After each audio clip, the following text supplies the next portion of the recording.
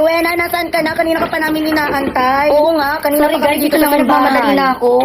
Oo, para after simbahan, date tayo, Rowena, ha? Di nga.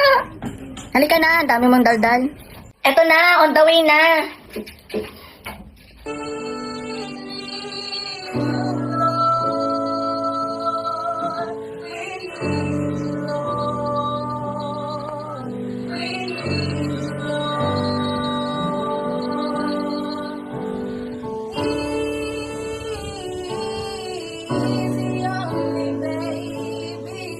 Rowena, ano ba? Nasa simbahan ka, wala ka sa singing contest. May yaya ka naman. Ay, sorry. Nainganyo kasi ako sa tugtog.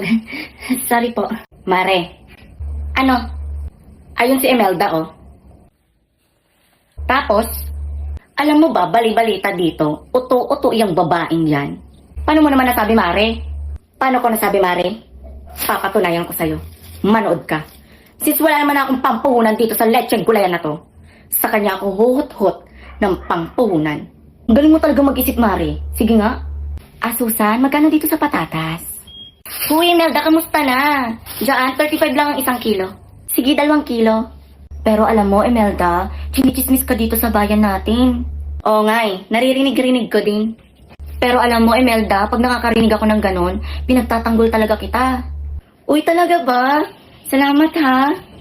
Tapos sabi pa nila, lagi mo daw kasama si Mayor tuwing gabi. Tapos alam mo, pag naririnig ko yung mga yon, pinagmumumura ko sila.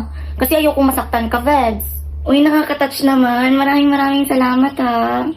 Imelda, pwede bang favor? Pwede bang makautang ako sa'yo? Wala na kasi akong pampuhunan dito sa gulayan eh. Sure. Oo naman. Wait lang, andito yun eh. O, diba? Sabi ko sa'yo. Ang galing mo talaga, Mare. Pabalato ha. Ayun, nakuha ko na, Mare. Sige, akin na, Mare. Eto, oh.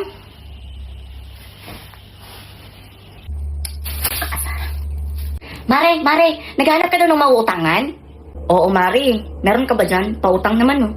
Nako, Mare. Wala din akong pera eh. Pero may solusyon ako dyan, Mare. Magkakapera na tayo, basta tulungan mo lang ako. Ay, totoo? Sige, ano yan, Mare? Gusto ko talaga magkaroon ng pera ngayon para may pangkain kami. Eto, Mare. Mabilis tayong yayaman dito. Basta wag mo lang ipagsasabi kahit kanino dito. Ay, Mare. Mali na ata yan. Yan naman ang hindi ko magagawa. Kahit walang-wala na ako sa buhay at puro utang ako, hindi ko yung papatusin ganyang trabaho. Bobo ka ba, Mare? Maraming kinatay yung asawa kong baboy. So ngayon, naisip ko gawin nating imbutido, tapos ibenta natin. Mali ako? Mali ata ako eh.